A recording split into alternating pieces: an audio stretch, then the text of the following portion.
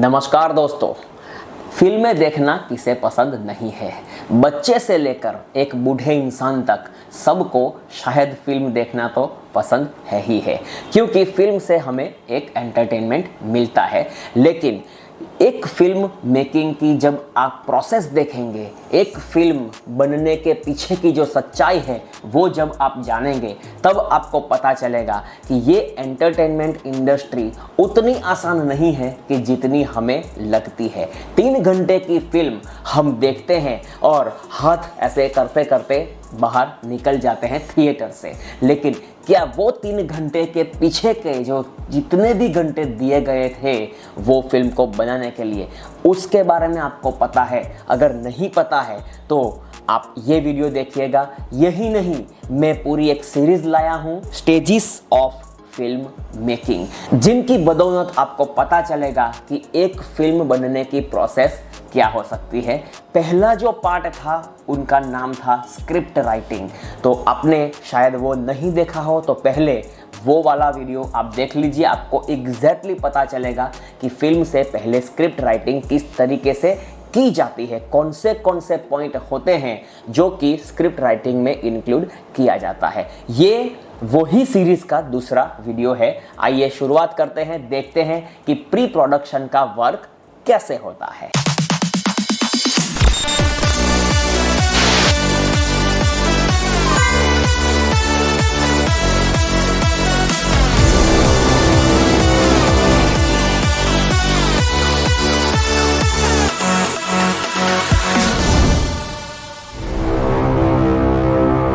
मैं दोस्तों अभी ही स्टार्टिंग में ही मैं आपको मेरे रिसर्च के कुछ पॉइंट्स बता देता हूं, जिनसे आपको पता चले कि मैं आगे क्या बात करने वाला हूं। पहला पॉइंट है दोस्तों बजट से रिलेटेड है। दूसरा पॉइंट है right cast and crew. Third number का पॉइंट है दोस्तों शॉर्ट लिस्ट, जिसे हम कैरेक्टर शॉर्ट लिस्ट भी कहते हैं। फोर्थ नंबर का पॉइंट है दोस्तों चूज योर गियर्स, यानी कि फिल्मों में यूज होने वाले सारे गियर्स के बारे में बात करेंगे। इस तरीके से गियर का फिल्म इंडस्ट्री के साथ कनेक्शन है, उनके बारे में हम बात करने वाले हैं। और फिफ्थ नंबर का पॉइंट है दोस्तों लोकेशन। अब जिनको भी आगे ये फिल्म मेकिंग प्रोसेस समझना है वो अभी हम कंटिन्यू करेंगे, वो आगे जा सकते हैं। तो बात करते हैं दोस्तों फर्स्ट नंबर के पॉइंट के बारे में। दोस्तों जब भी एक फिल्म बनती है तब एक अमाउंट सेट किया जाता है, जिसे हम कहते हैं बजट। फिल्म में जो दिखता है वो बजट की बदौलत से ही दिखता है। इतने में आप समझ जाइए, ये सेंटेंस काफ़ी है कि आपको पता चले कि बजट क्या रोल प्ले करता है फिल्म मेकिंग में। ये बजट का डिपार्टमेंट हैंडल करता है प्रोड्यूसर और उनकी टीम। अगर हो तो अगर प्रोड्यूसर ने टीम रखी है तो वो या तो प्रोड्यूसर खुद ये बजट का डिपार्टमेंट अकेले ही हैंडल करता है। पैसों का मामला है, यहाँ पर एक फिक्स अमाउंट रख देते हैं, मुझे 1.5 करोड़ यूज करना है तो करना है, इनसे आगे नहीं, यहाँ पर मेरा फुल स्टॉप होगा, ऐसा प्रोड्यूसर डिसाइड कर लेता है। So first step is budget. जितना ज़्यादा बजट होगा उतना ज़्यादा सब एक्सपेंस होगा और उतना ही अच्छा रिजल्ट मिलेगा, उतने अच्छे गियर्स आएंगे, उतनी अच्छी टीम आएंगी, प्रोफेशनल्स लोगों को भी आप इन्वॉल्व बजट की वजह से कर सकते हैं। इस तरीके से बजट फिक्स किया जाता है। दोस्तों बात करते हैं सेकंड नंबर के पॉइंट के बारे में, कास्ट एंड क्रू। फिल्म के अंदर जितने भी लोग कैमरे के सामने दिखते हैं उसे कहा जाता है कास्ट मेंबर, जो कि पर्दे पे आने वाले होते हैं। और दूसरा जो लोग कैमरे के पीछे रह के काम करने वाले होते हैं उसे कहा जाता है क्रू मेंबर्स, जो कि मेकअप आर्टिस्ट हो गया, वो कैमरे के ऊपर सामने नहीं दिखेगा। शाहरुख खान कैमरे के सामने दिखेगा, लेकिन उनका जो मेकअप आर्टिस्ट है वो कैमरे पर नहीं दिखेगा। उनका जो स्पॉट बॉय है जो कि अम्ब्रेला लेकर चलता है वो कैमरे के सामने नहीं दिखेगा। तो दोस्तों ये हो गया the difference between caste and crew. ये मैंने एक मेरे रिसर्च में आया था, इसीलिए मैंने आपको ये बता दिया। अभी हम बात करते हैं दोस्तों कास्टिंग कैसे किया जाता है। थोड़ा सा डिटेल में जाते हैं कि कास्टिंग कैसे करते हैं। ऐसा जरूरी कतई नहीं है कि जो पहले में आपने कास्ट किया वो ही सेकंड पार्ट में कास्ट किया जाएगा, लेकिन अगर वो रखे तो बहुत अच्छा है, क्योंकि लोगों को कंटिन्यूटी मिलेगी। KGF 1 में और 2 में फ़र्क किया होता तो आप समझ सकते हैं कि क्या परिणाम आएगा। वेलकम फिल्म और वेलकम 2 का फ़र्क आप समझ सकते हैं। पहली फिल्म में थे, वेलकम 1 में कौन था और वेलकम 2 में कौन था वो आपको पता है। भूल भुलैया की सीरीज आप देख सकते हैं। भूल भुलैया फिल्म में पहले में कौन था और दूसरे पार्ट में कौन था। ये कुछ ऐसे मैंने एग्जाम्पल आपको दिए जिनसे आपको दोनों के अंतर का फर्क पता चल जाए। दोस्तों बात करते हैं 3rd नंबर के पॉइंट के बारे में, कैरेक्टर शॉर्टलिस्ट। कैरेक्टर शॉर्टलिस्ट का मीनिंग ये होता है दोस्तों कि जहां पर हम शूटिंग करने के लिए जाए उनसे पहले वो जगह पर कौन सा शूटिंग करना है वो आपको तय करना पड़ेगा, वो स्क्रिप्ट बनानी पड़ेगी, तब आप कैरेक्टर शॉर्टलिस्ट कर पाएंगे।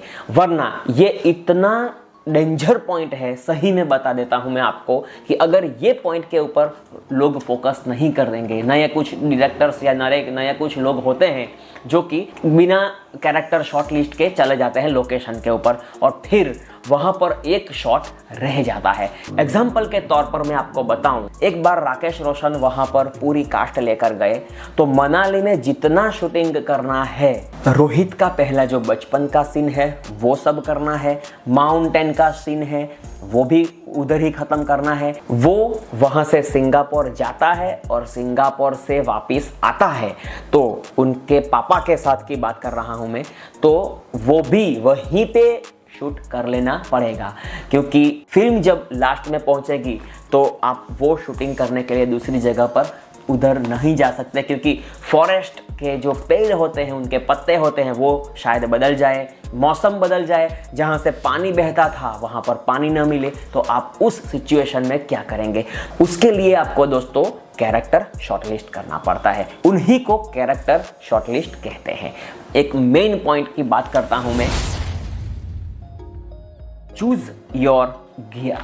आप फिल्म में कौन सा गियर यूज करना चाहते हैं, कौन सा कैमरा यूज करना चाहते हैं, कितनी सारी लाइटिंग यूज करना चाहते हैं, गियर आपको पहले चूज करना पड़ेगा। तो सभी डायरेक्टर्स जो होते हैं, वो आर्ट डायरेक्टर होते हैं, जो भी जितने भी लोग ऐसे 80% से अब काम करने वाले होते हैं फिल्म के अंदर, वो लोग बैठ के मीटिंग करके डिसाइड करते हैं कि हमें कौन से गियर लेके जाना चाहिए। इवन मैं साउंड डिजाइनिंग की बात करूं तो वहां तक सिलेक्शन किया जाता है कि वो लाइव रिकॉर्डिंग करेंगे, यानी कि ये अभी लाइव रिकॉर्डिंग हो रहा है, ये एक माइक्रोफोन है, मैं बोल रहा हूं, रिकॉर्ड हो रहा है, तो ऐसे ही शूटिंग भी होता है। माइक्रोफोन छिपा दिया जाता है और वहां पे या तो बूम माइक आता है, आपने शायद देखा होगा कि कितने फिल्मों में इस तरीके से ऊपर से माइक्रोफोन लगाया जाता है, जो भी बोलेंगे वो बूम माइक कैप्चर करेगा। तो उस हिसाब से शूटिंग करना है या तो स्टूडियो में जाकर डबिंग करना है, वो सब पहले गियर के हिसाब से चूज किया जाता है। तो दोस्तों बात करते हैं हम नेक्स्ट पॉइंट के बारे में, यानी कि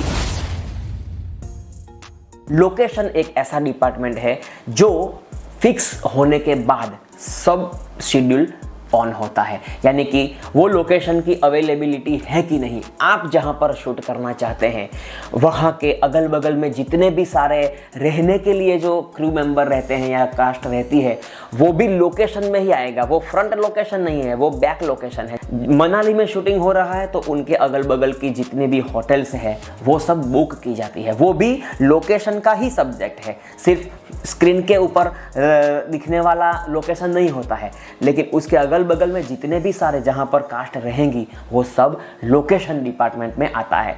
तो लोकेशन अवेलेबिलिटी सबसे पहले तय की जाती है, उसके बाद कैरेक्टर कॉल किया जाता है। कैरेक्टर कॉल यानी कि जितने भी कास्ट को या क्रू को आपने सिलेक्ट किया है वो सबको कॉल करना, उसे कहा जाता है कैरेक्टर कॉल। इसे हम फ्रेम कहते हैं। ये भी 17 mm की फ्रेम हो गई, ये जो स्क्वायर बनता है ये फ्रेम हो गई, इसी के अंदर जितना भी शूटिंग होगा वो दिखेगा।